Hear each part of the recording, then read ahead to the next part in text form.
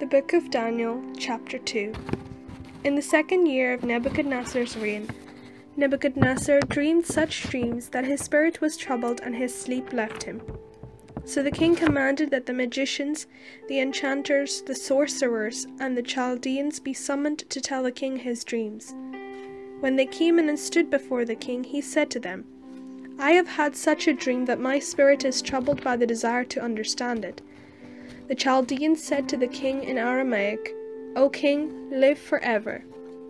Tell your servants the dream, and we will reveal the interpretation." The king answered the Chaldeans, "This is a public decree.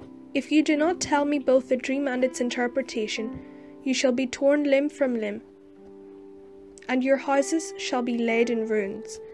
But if you do tell me the dream and its interpretation, you shall receive from me gifts and rewards and great honor. Therefore tell me the dream and its interpretation." They answered a second time, "Let the king first tell his servants the dream, then we can give its interpretation." The king answered, "I know with certainty that you are trying to gain time, because you see I have firmly decreed, if you do not tell me the dream, there is but one verdict for you. You have agreed to speak lying and misleading words to me until things take a turn. Therefore tell me the dream, and I shall know that you can give me its interpretation." The Chaldeans answered the king, "There is no one on earth who can reveal what the king demands. In fact, no king, however great and powerful, has ever asked such a thing of any man, or enchanter, or Chaldean. The thing that the king is asking is too difficult, and no one can reveal it to the king except the gods, whose dwelling is not among the mortals." Because of this, the king flew into a violent rage and commanded that all the wise men of Babylon be destroyed. The decree was issued, and the wise men were about to be executed, and they looked for Daniel and his companions to execute them. Then Daniel responded with prudence and discretion to Arioch, the king's chief executioner, who had gone out to execute the wise men of Babylon. He asked Arioch, the royal official, "Why is the decree of the king so urgent?" Arioch then explained the matter to Daniel. So Daniel went in and requested that the king give him time, and he would tell the king the interpretation. Then Daniel went to his house and informed his companions, Hananiah, Mishael, and Azariah, and told them to seek mercy from the God of heaven concerning the mystery, so that Daniel and his companions with the rest of the wise men of Babylon might not perish. Then the mystery was revealed to Daniel in a vision of the night, and Daniel blessed the God of heaven. Daniel said, "Blessed be the name of God from age to age. For wisdom and power are his. He changes times and seasons, deposes kings and sets up kings. He gives wisdom to the wise and knowledge to those who have understanding. He reveals deep and hidden things. He knows what is in the darkness, and light dwells with him. To you, O God of my ancestors, I give thanks and praise, for you have given me wisdom and power, and have now revealed to me what we asked of you, for you have revealed to us what the king ordered." Therefore Daniel went to Arioch, whom the king had appointed to destroy the wise men of Babylon, and said to him, "Do not destroy the wise men of Babylon. Bring me in before the king, and I will give the king the interpretation." Then Arioch quickly brought Daniel before the king and said to him, "I have found among the exiles from Judah a man who can tell the king the interpretation." The king said to Daniel, whose name was Belteshazzar, "Are you able to tell me the dream that I have seen and its interpretation?"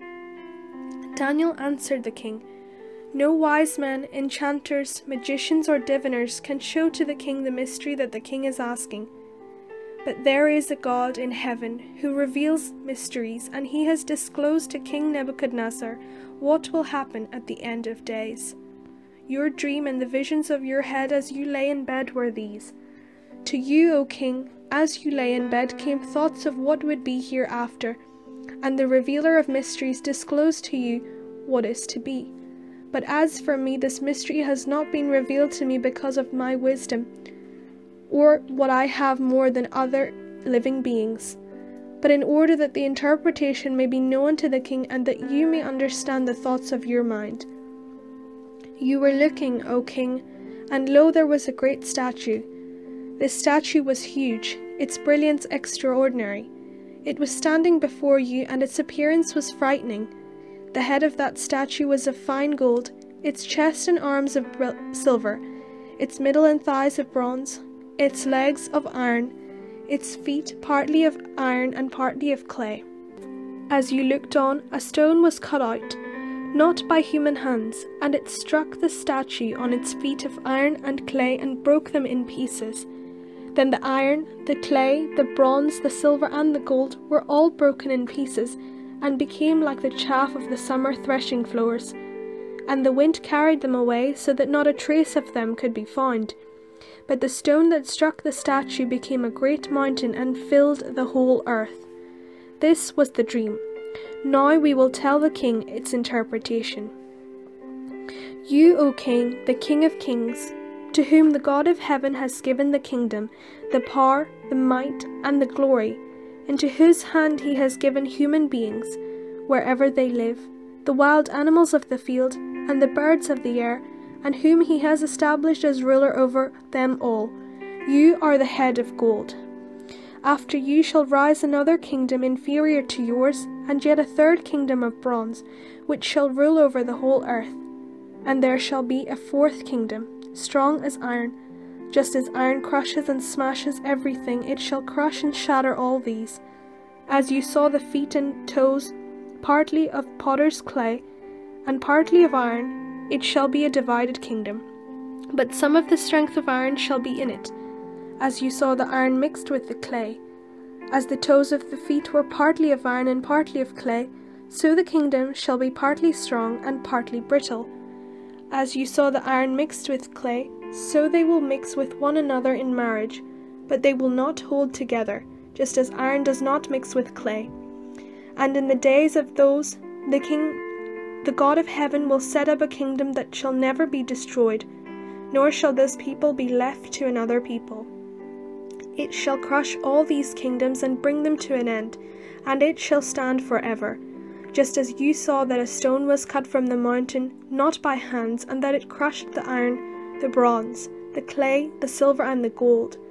The great God has informed the king what shall be hereafter. The dream is certain, and its interpretation trustworthy. Then King Nebuchadnezzar fell on his face, worshipped Daniel, and commanded that a grain offering and incense be offered to him.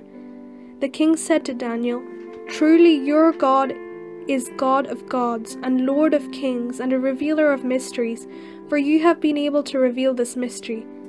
Then the king promoted Daniel, gave him many great gifts, and made him ruler of the whole province of Babylon, and chief prefect over all the wise men of Babylon.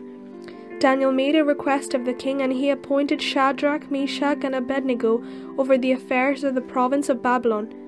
But Daniel remained at the king's court.